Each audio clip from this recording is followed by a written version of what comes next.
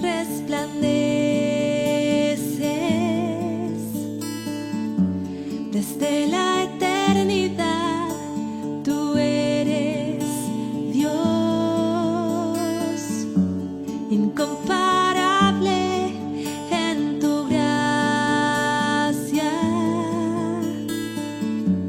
Dejaste todo por amor al pecador. Estás escuchando el audiolibro Vive confiado en un mundo caótico del Dr. David Jeremiah. ¿Quién como tú, Señor? No hay otro que cambie su trono por la cruz. Mi oración es que los ojos de su corazón les sean iluminados para que sepan cuál es la esperanza de su llamamiento, cuáles son las riquezas de la gloria de su herencia en los santos.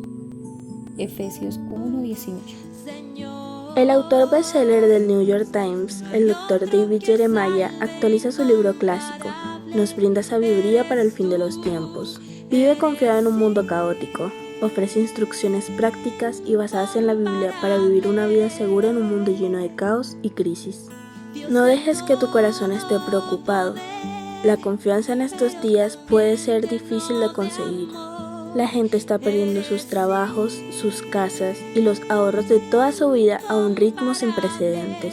La violencia, los desastres naturales y la depravación moral parecen estar disparándose. En medio de todo este caos necesitamos saberlo. ¿Qué exactamente deberíamos hacer ahora? David Jeremiah trae un mensaje de esperanza y confianza del invaluable consejo de la palabra de Dios. Responde a nuestras preguntas más urgentes que incluyen: ¿cómo podemos pasar esta tormenta con un corazón tranquilo? ¿Qué significa realmente esperar en el Señor?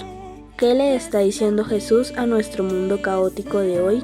¿Cómo es que nos metimos en este lío? ¿Podemos tomar un mundo quebrantado y reconstruirlo en algo fructífero?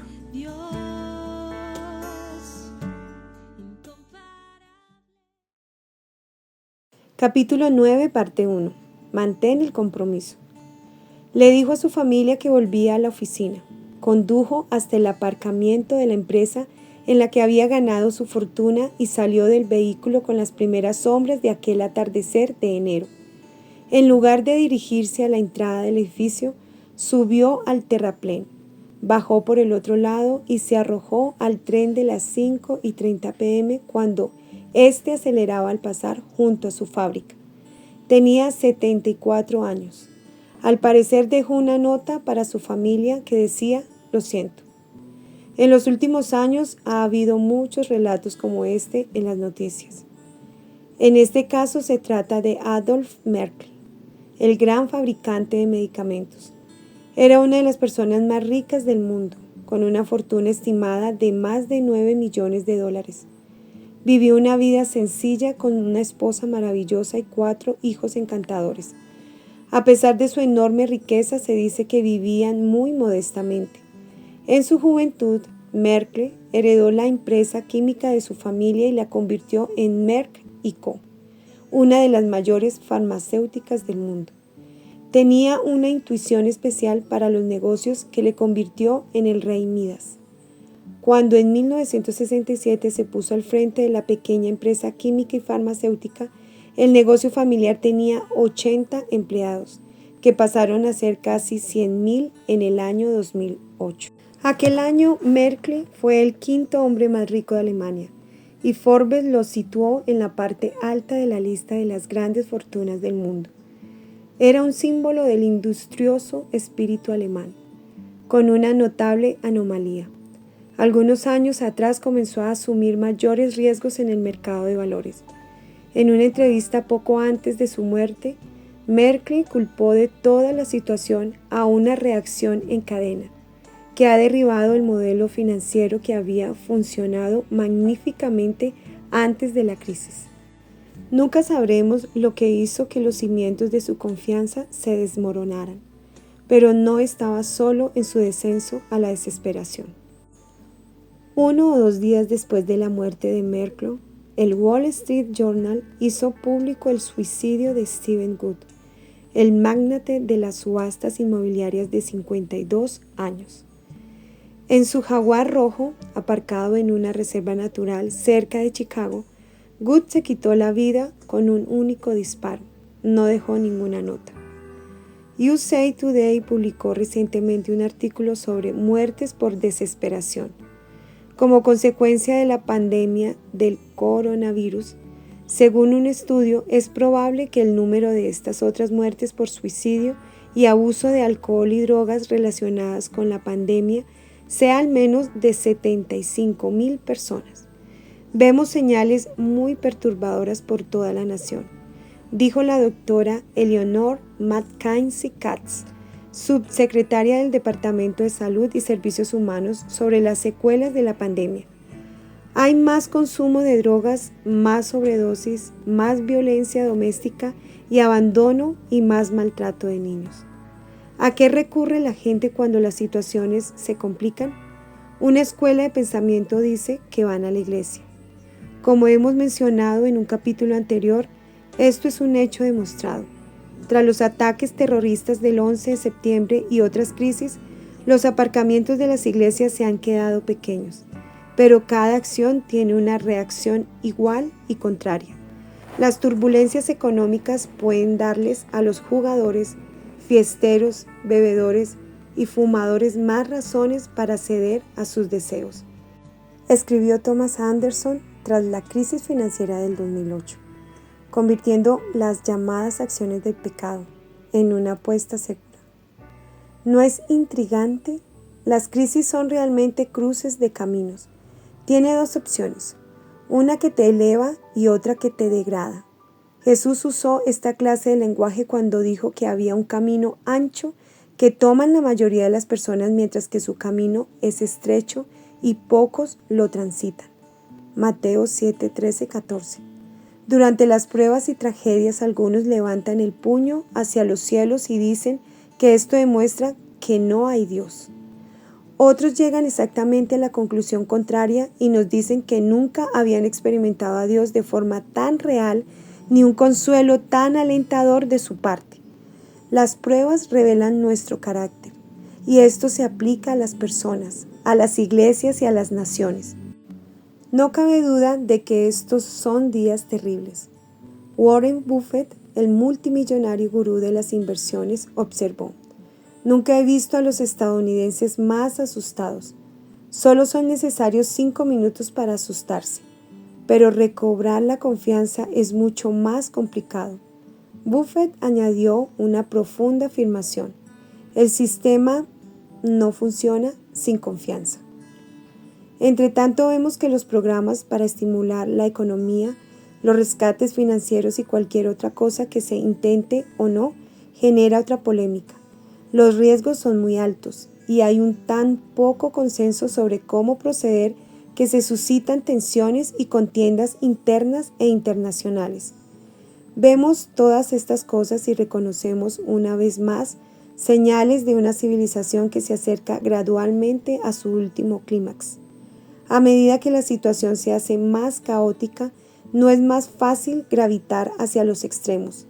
Un camino de menor resistencia, sea de desesperación, ira o simplemente de cerrar los ojos y pretender que todo va bien. Una sugerencia alternativa. Y si nos sentamos y reflexionamos sobre la soberanía del Dios Todopoderoso, recordándonos que a Él nada le toma por sorpresa. Dios no está en absoluto confinado por los límites del momento. Él gobierna desde fuera del tiempo, lo cual es un solo elemento más de su compleja soberanía. Cuando estableció el mundo, Dios anticipó este momento que ocupa un lugar concreto dentro de su plan maravilloso. Está entretejido junto con todo lo demás, en el tapiz infinitamente precioso de su voluntad y de su obra. Conocer este hecho nos trae una paz profunda. Si el mundo lo creyera, las personas no recurrirían al whisky, el juego o a los narcóticos. Habrían menos personas escondiéndose y aislándose en estos días, y esto sería bueno para todos. Las personas entenderían que el verdadero destino de la creación está en buenas manos, y los creyentes darían un paso al frente con renovada determinación y aprovecharían la oportunidad para la gloria de Dios. Estos son tiempos en que la esperanza de nuestro Señor resplandece con nueva intensidad y disipa la sombría niebla del mundo. Nuestro destino está decidido. A su regreso seremos reclamados por Cristo para pasar la eternidad en su presencia. Ahora tenemos la apasionante tarea de ver a cuántas personas podemos llevar con nosotros en este viaje. Date prisa y espera. Santiago, el más práctico de los autores del Nuevo Testamento, nos dice: por tanto, hermanos, tened paciencia hasta la venida del Señor. Mirad cómo el labrador espera el precioso fruto de la tierra, aguardando con paciencia hasta que reciba la lluvia temprana y la tardía. Tened también vosotros paciencia y afirmad vuestros corazones, porque la venida del Señor se acerca. Santiago 5, del 7 al 8. Mientras, pues, esperamos el regreso del Señor, hemos de ser pacientes, algo que aprendemos fortaleciendo el fundamento de nuestra fe. Cuanto más fuertes son nuestras convicciones, mejor gestionamos las situaciones difíciles. Hay una correspondencia directa entre la fuerza de nuestra fe y la profundidad de nuestra paciencia. La paciencia puede ser una de las virtudes más escurridizas, incluso para quienes tienen una gran esperanza. Ciertamente no es uno de los mejores atributos de nuestra nación. Durante la administración Reagan, entrevistaron a Richard Nixon sobre el tema de la paz mundial. Se le preguntó si la nación estaba en una situación mejor que un año atrás. Nixon contestó: los estadounidenses tenemos muchos puntos fuertes, pero una de nuestras debilidades es la impaciencia. Los rusos piensan en términos de décadas, los chinos de siglos, pero nosotros pensamos en términos de años, meses y días. Alguien ha dicho que la paciencia tiene un gusto amargo, pero un regusto dulce. Me pregunto si alguno de nosotros trabajaría con la perseverancia de los grandes misioneros cristianos del pasado, o si contaría con el persistente compromiso de sus consejos y supervisores de apoyo. Cuando los primeros misioneros llevaron el Evangelio a África Occidental, pasaron 14 años hasta ver el primer convertido. En África Oriental fueron necesarios 10 años y 16 en Tahití para conquistar la primera alma. William Carey es considerado el padre del moderno movimiento misionero y tardó 7 años en ver su primer convertido hindú, Adoniram Hudson. El primer misionero estadounidense trabajó 6 años antes de bautizar al primer creyente birmano. Más paciente que las iglesias que le apoyaban, una vez escribió a su familia en Estados Unidos diciéndoles: suplicad a las iglesias que tengan paciencia. El éxito es tan seguro como puede serlo la promesa de un Dios fiel. En todos estos lugares el regusto de la paciencia fue dulce porque estos obreros de Cristo y quienes le apoyaban supieron esperar en el Señor y confiaron en su calendario. Difícil, sin lugar a duda, pero la paciencia es el aula de Dios para instruirnos en la fe y la obediencia. Si no tuviéramos tanto que aprender, quizá no tendríamos que esperar tanto tiempo. Queremos sacar una buena nota en este curso de formación espiritual. Aprendamos lo que la palabra nos enseña sobre esperar, confiar y esperar. La instrucción de la paciencia. Me gusta la forma en que J. Packer describió nuestra tarea diaria. Vivir con la convicción de que Dios ordena todas las cosas para el bien espiritual de sus hijos. La paciencia no consiste solo en apretar los dientes y soportar las cosas con estoicismo, sino en aceptarlas con alegría, como ejercicios terapéuticos planeados por un entrenador celestial que está decidido a ponerte en la mejor forma. Esta clase de creyente entiende que Dios tiene control de la situación incluso cuando sucede algo desagradable. Lo acepta como una pieza más oscura y multifacética del rompecabezas de su vida. Para él no tiene la imagen original. Confía en aquel que ve el proyecto terminado y desea que desarrollemos una paciencia basada en la confianza. El puritano Thomas Watson escribió: no hay pecados que estén tan presentes en el pueblo de Dios como la incredulidad y la impaciencia. Están siempre al borde de tirar la toalla por incredulidad o de angustiarse por la impaciencia. Si piensas en tu vida pasada, te darás cuenta de que mientras el cirujano necesitaba una luz intensa para llevar a cabo su intervención, a Dios le gusta trabajar a oscuras. No aprendemos carácter cuando la vida discurre plácidamente, sino solo cuando nos exige echar mano de nuestro interior para encontrar nueva paciencia, nueva fe en Dios y nuevos recursos para vencer los obstáculos. Puede que en este momento tu familia esté pasando por tiempos difíciles, porque no solo consideras como un tiempo de revelación de parte de Dios, una oportunidad de aprender a confiar en Él y un peldaño para acceder a las cosas buenas en el futuro. Puede que en este momento tu familia esté pasando por tiempos difíciles. ¿Por qué no lo consideras como un tiempo de revelación de parte de Dios, una oportunidad de aprender a confiar en Él y un peldaño para acceder a cosas buenas en el futuro? Es así como Dios ha obrado siempre. ¿Por qué, pues, va a ser diferente esta vez? Si tú y tu familia comenzaran la próxima semana con esta actitud firmemente arraigada en su alma colectiva, dando gracias a Dios en todo, ¿no tendrían todos una perspectiva mucho mejor? Si hojearas mi Biblia, verías toda clase de marcas y notas rápidas. Las escribo en el mismo pasaje en que las pienso porque pueden serme útiles la próxima vez que lea el mismo texto. He notado que la palabra paciencia o uno de sus sinónimos aparece 9 veces en el capítulo 5 de Santiago. Es muy notable que esta idea sale una y otra vez. He puesto estas apariciones en cursiva en esta lista. Tened paciencia hasta la venida del Señor. Santiago 5:7. El labrador espera el precioso fruto de la tierra, aguardando con paciencia. Versículo 7. Tened también vosotros paciencia. Versículo 8. Tomad como ejemplo de aflicción y de paciencia a los profetas que hablaron en nombre del Señor. Versículo 10. He aquí, tenemos por bienaventurados a los que sufren, perseveraron, en la Nueva Versión Internacional. Habéis oído de la paciencia de Job, versículo 11. Paciencia, esperar, sufrimiento, perseverancia, persistencia. Estos no son los ingredientes más recurrentes de la predicación o lectura popular en estos días. Somos adictos a los pensamientos alegres y al optimismo sintético, aunque sean pequeñas mentiras. En el mundo verdadero la vida está llena de esperas y de persistencia. Como muchos de nosotros, el apóstol Pablo no era el tipo de persona a la que le gustaban los retrasos.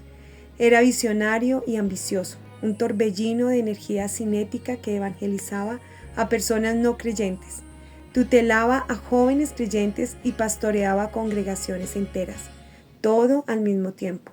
Sin embargo, era también un hombre que conocía a su Señor y confiaba en Él, lo suficiente como para confiar en su calendario.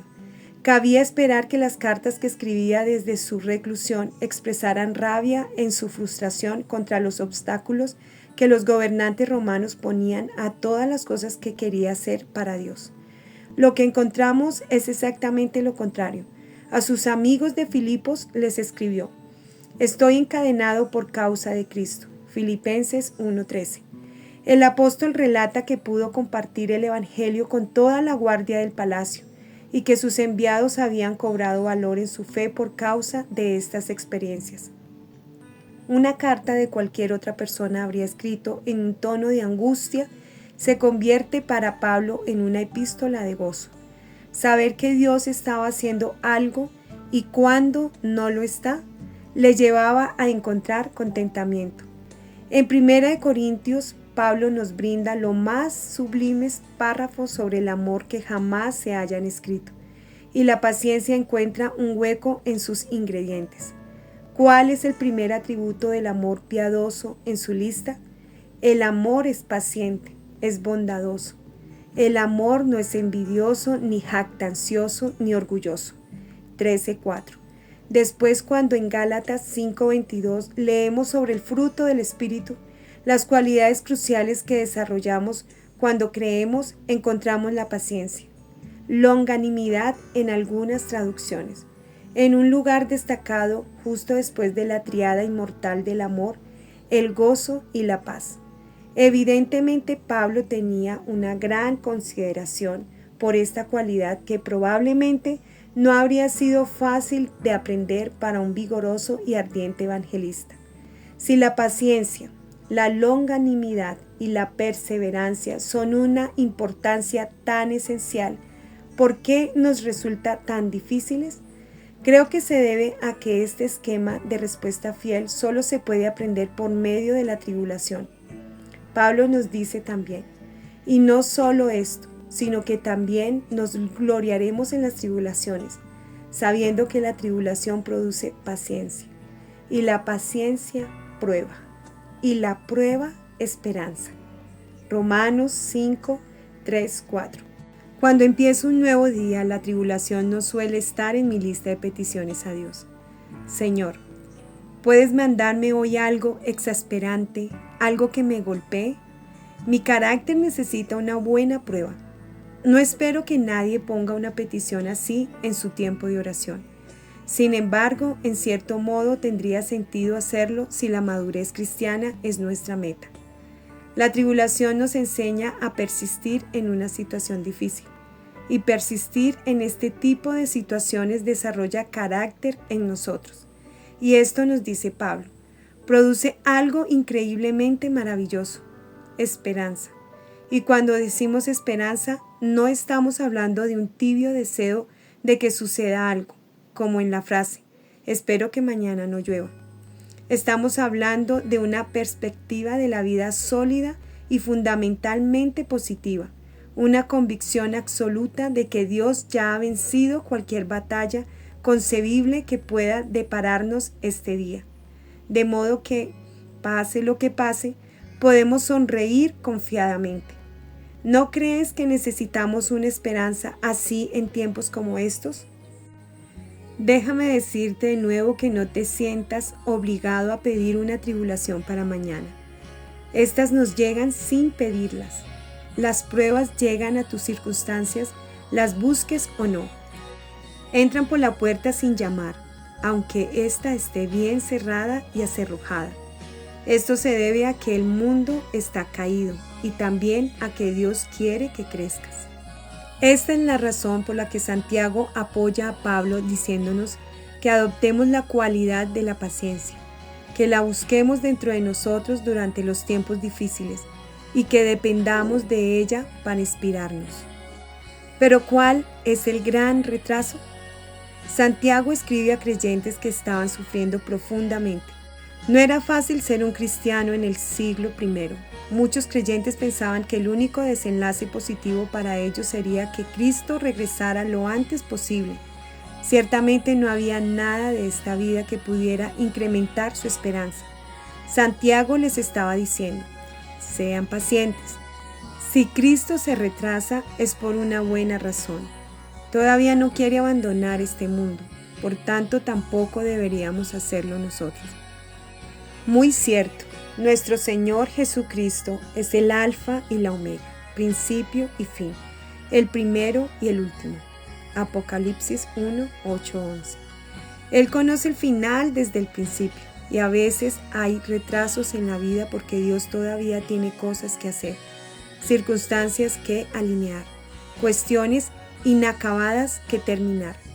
Es probable que sea algo maravilloso.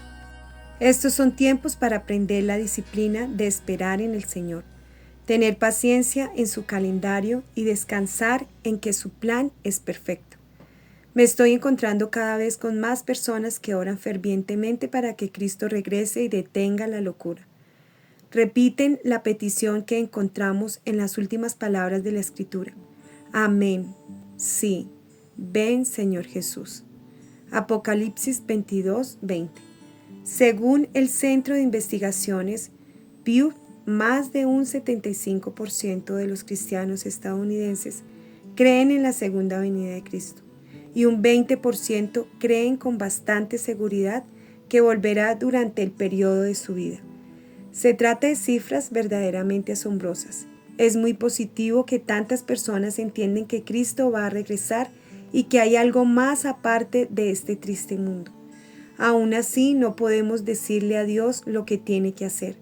Santiago entendía esto y nos recuerda que hemos de ser pacientes y permitirle llevar el volante. ¿Alguna vez te has sentido frustrado cuando te has encontrado en un atasco en la autopista? Siempre parece suceder cuando ya vamos con el tiempo muy justo para llegar a nuestro destino. Empezamos a caldearnos y pronto nos subimos por las paredes. Pensamos, pero ¿qué está pasando? Esto es ridículo. Después, de vez en cuando, llegamos al punto del atasco y vemos la ambulancia y las camillas. Entonces suspiramos y nos quedamos en silencio. Sabemos que algo trágico ha sucedido en aquel lugar y habríamos esperado con más paciencia si hubiéramos visto el panorama general desde arriba. Yo he sido un paciente impaciente en algunas salas de espera. ¿A ti no te ha sucedido? Hojeamos revistas con impaciencia y esperamos que una enfermera abra la puerta y diga: «Pase, por favor. El doctor le atenderá ahora». Somos pacientes sin paciencia. La palabra paciencia procede de una palabra latina que significa alguien que persevera o alguien que sufre. En la consulta del médico se nos pide que esperemos con una actitud calmada, y este es el sentido bíblico de la palabra. Los retrasos no se producen porque alguien en el cielo o en la tierra pretende irritarnos personalmente. En la mayoría de los casos hay muy buenas razones para tales retrasos. Por lo que se refiere al cielo, en todos los casos. Una primera dama del pasado, y me refiero literalmente a la primera dama de nuestro país, nos brinda un ejemplo de paciencia. En diciembre de 1789, Martha Washington le escribió a una amiga confesándole que preferiría vivir en su casa de Mount Vernon jugando con sus 4 nietos, que servir como una figura simbólica en la nueva capital de la nación en la ciudad de Nueva York. Sin embargo, siguió decidida a estar alegre y feliz. Escribió: «En cualquier situación en que me encuentre, porque también sé, por experiencia, que la parte más importante de nuestra felicidad o desdicha depende de nuestra disposición y no de nuestras circunstancias. Llevamos con nosotros en nuestra mente las semillas de la una o la otra, donde quiera que vamos. Esta actitud está llena de la fragancia que agrada a Dios. Expresa la clase de madurez que Dios quiere desarrollar en todos nosotros a medida que ponemos nuestro corazón en las cosas eternas más que en las circunstancias superficiales y cambiantes». La ilustración de la paciencia. Santiago, que siempre usa imágenes verbales muy valiosas, nos ofrece una referencia visual para la paciencia procedente del ámbito de la agricultura. Mirad cómo el labrador espera el precioso fruto de la tierra, aguardando con paciencia hasta que reciba la lluvia temprana y la tardía. Santiago 5:7. Tanto Santiago como su hermano Judas tenían trasfondos rurales, de modo que el ámbito de su trabajo les proporcionó un campo rico y natural de analogías. En una cultura rural, el precioso fruto de la tierra es una descripción apropiada de la importancia del suelo y lo que procede de él. En aquel mundo, si no cultivabas bien la tierra, no comías. Hemos también de entender que en la agricultura hebrea del primer siglo no había sistemas de riego. La lluvia temprana iniciaba el ciclo de crecimiento y la lluvia tardía proporcionaba a los cultivos la humedad necesaria para madurar la cosecha. Yo vivo en California, que en los últimos años ha sufrido frecuentes sequías. Los agricultores del Valle Central se han acostumbrado a contar con una limitada asignación de agua para sus cultivos, o con ninguna. Cuando esto sucede, no hay cosecha. La vida que está en la semilla permanece altergada. Esto es lo que sucedería con un riego adecuado. La semilla absorbería agua, mucha agua, y se activaría el proceso de crecimiento. Cuando el proceso de crecimiento se pone en marcha, la semilla se expande y acaba rompiendo las paredes que la confinan. El extremo de la raíz emerge, la semilla se arraiga y la nueva planta absorbe directamente agua y nutrientes del suelo que la circunda. En una sociedad postagrícola como la nuestra, estas cosas no las entendemos de forma intuitiva, pero este no es el caso de Santiago. Siendo agricultor, sabía que sin el agua no sucedía nada, y él no podía hacer nada en cuanto a ella porque caía del cielo. Su trabajo se limitaba a cultivar el suelo, plantar las semillas y, si por la gracia de Dios llovía, a recoger la cosecha. La paciencia es instintiva para los agricultores, ya que no pueden producir por sus medios la lluvia que necesitan. Es nuestra espera de la segunda venida de Jesús. La analogía está clarísima. Nuestra tarea se limita a labrar la tierra, alimentarnos mutuamente, hacer un buen uso de la lluvia temprana, cuando Cristo vino a la tierra por primera vez, y prepararnos para la lluvia tardía, cuando Él vendrá de nuevo para traer la cosecha. Sonreímos cuando pensamos en la impaciencia del primer siglo por el regreso de Cristo. Ellos habían estado esperando durante 3 décadas, mientras que nosotros llevamos haciéndolo durante 200 décadas, 2 milenios. Si fuéramos agricultores, diríamos que las nubes se han cerrado para siempre y que la lluvia no volverá a caer nunca más. Ha pasado mucho tiempo. ¿Cuál es, pues, la evidencia de su regreso? Sugiero que nosotros veamos el asunto desde esta perspectiva. ¿Cuánto tiempo esperó la humanidad para la primera venida de Cristo? Creemos que en Génesis 3:15 se menciona por primera vez al Redentor que ha de venir. La profecía se cumple en el 2º capítulo de Lucas. ¿Cuánto tiempo pasa entre tanto?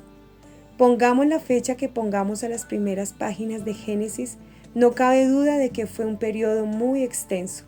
Han pasado 2000 años desde que Cristo prometió su regreso. Sin embargo, es menos de la mitad de los años que transcurrieron entre Génesis y Lucas. Según la tradición judía, estamos en el año 5781. Resta 2020 años y el resultado sería de casi 4000 años entre Adán y el nacimiento de Cristo. Alfred Edersheim, el historiador judío y erudito de hebreo, describe las antiguas conversaciones rabínicas sobre el retraso de la venida del Mesías.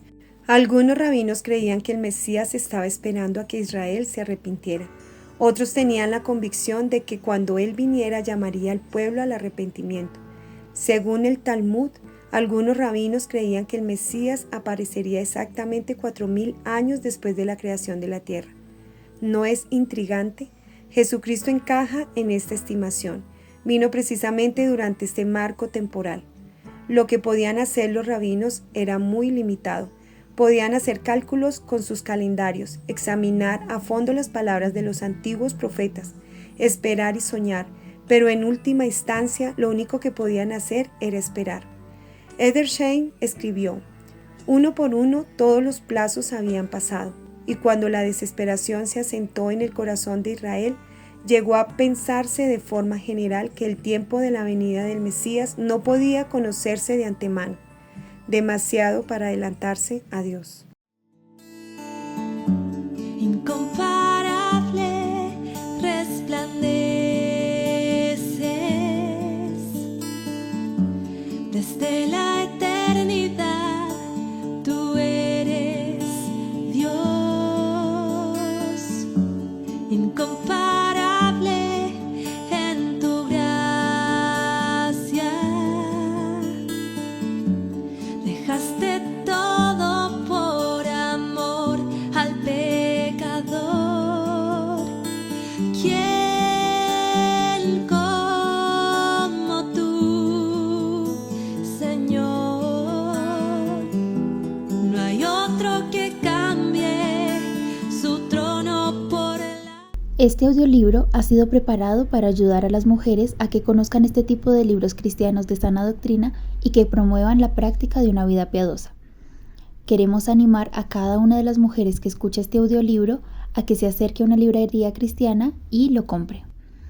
De todo corazón, les invitamos a que dentro de sus posesiones incluyan buenos libros cristianos que edifiquen sus vidas en la verdad bíblica.